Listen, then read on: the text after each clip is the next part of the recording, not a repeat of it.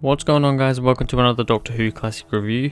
Today I'm going to be reviewing the first Doctor William Hartnell story, The Edge of Destruction. This is the third episode of season 1. It is also the last episode in the beginning box set, so now it means that we are finally done with the beginning box set after this one.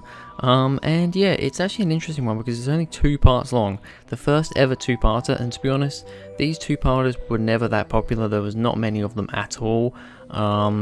You know, only 2 25-minute parts, so it's actually around about 45 minutes altogether, 47 minutes I think, which is around about the same sort of time that you'd expect from a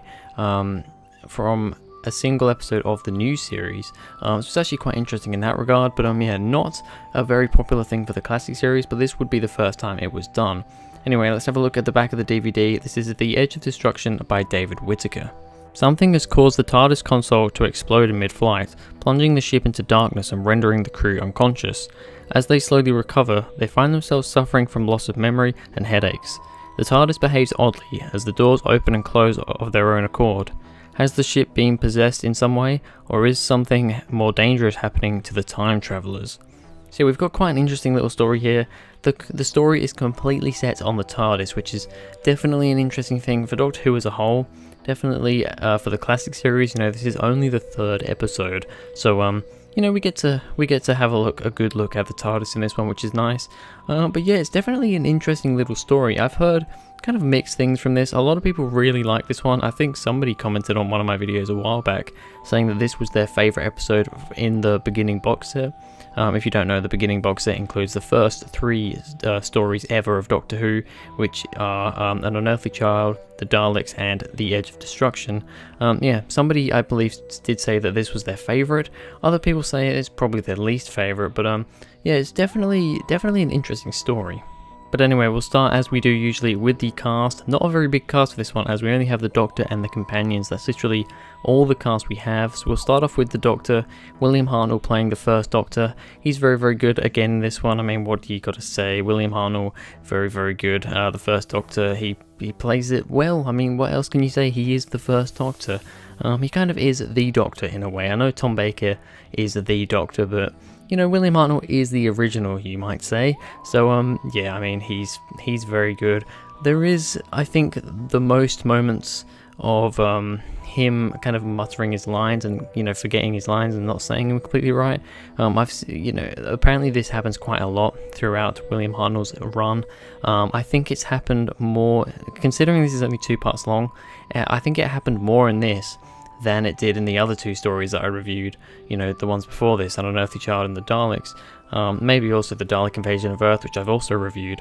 But yeah, he does have a few muttery lines, but I don't really like to take that off too much. I mean, it doesn't really take away from the story. It can be a little bit distracting sometimes, but it can also be a little bit funny, and it can just be like, he's an old man, he's going a bit bonkers, he's a bit crazy. So, you know, it kind of fits in, but altogether, I think William Hartnell does great as the Doctor.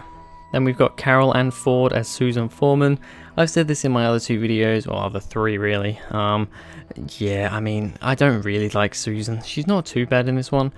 She has a bit of a moment where she's kind of like, she's almost like possessed. And she seems really dark, and you know what, I actually quite liked her in that. I think Carol Ann Ford actually does a very good job with Susan. It's just the way that the character is most of the time. Once again, a couple of pretty annoying screamy moments in this. I don't mind screaming companions too much, but the way, you know, Susan's screech it just rings through your ears.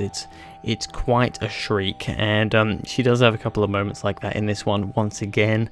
So yeah, still not the biggest fan of Susan, but she's not too bad in this. Jacqueline Hill as Barbara Wright. I think she has like one screaming moment in this, which is a bit annoying, but I just don't like companions screaming. But on the whole though, I love Barbara. I think she's a really good character. Jacqueline Hill does a great job of portraying her as well, so all very good there. And then finally, William Russell as Ian Chesterton. I've said it many times, I really like Ian. I think he's a great character. I think William Russell plays him really well. He has some slightly weird moments in this one where everybody's kind of being possessed and they're all a bit strange, and Ian kind of has a lot of moments like that. He, you know, it's almost like he has no emotion for the first like half of the story, which is quite interesting. But yeah, definitely an interesting performance, but yeah, all good from him as well. So let's now get into the good and bad, starting off with the good.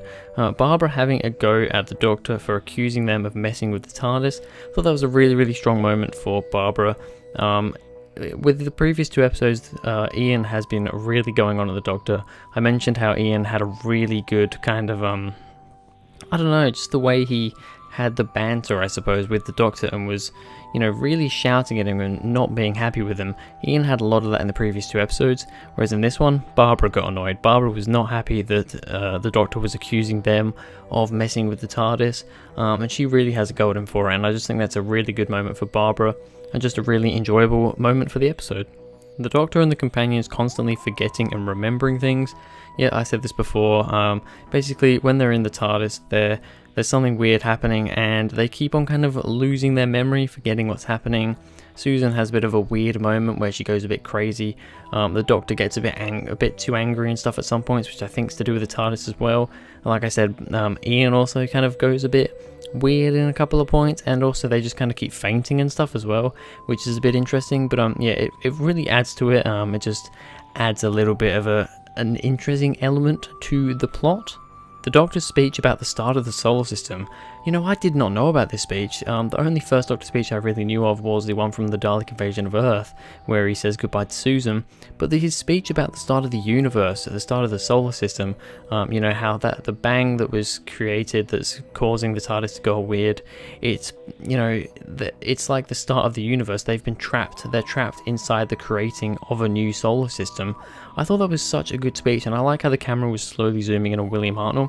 And you know what? He did that speech, I'm pretty sure, without any stutters or anything. And if he did, he played it off really well. So yeah, really good speech. That's actually a speech that I did not know about. So I was very glad when I saw it. Finally, for the good stuff, don't have too much to talk about here because it is a pretty short story and there's not too much plot to it, but only being 2 parts, it's easy to watch. That's one thing. Classic Who can be quite hard to watch sometimes.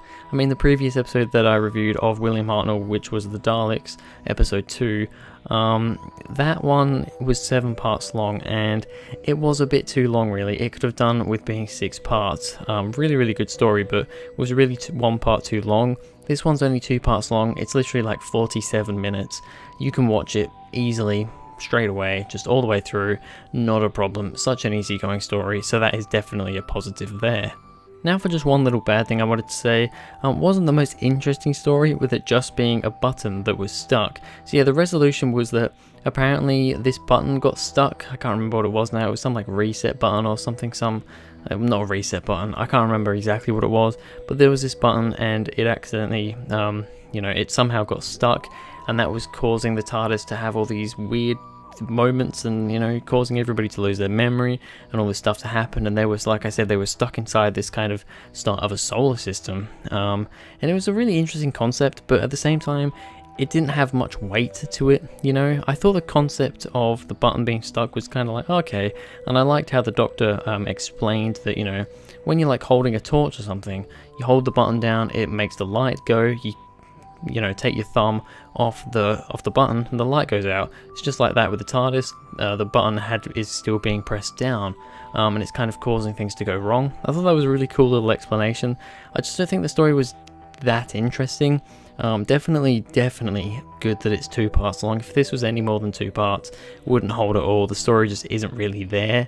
But as a 2-parter, I think it does work alright. So yeah, a bit of a quicker one today, because this is only a 2-part story, not a lot to talk about. But what would I review The Edge of Destruction?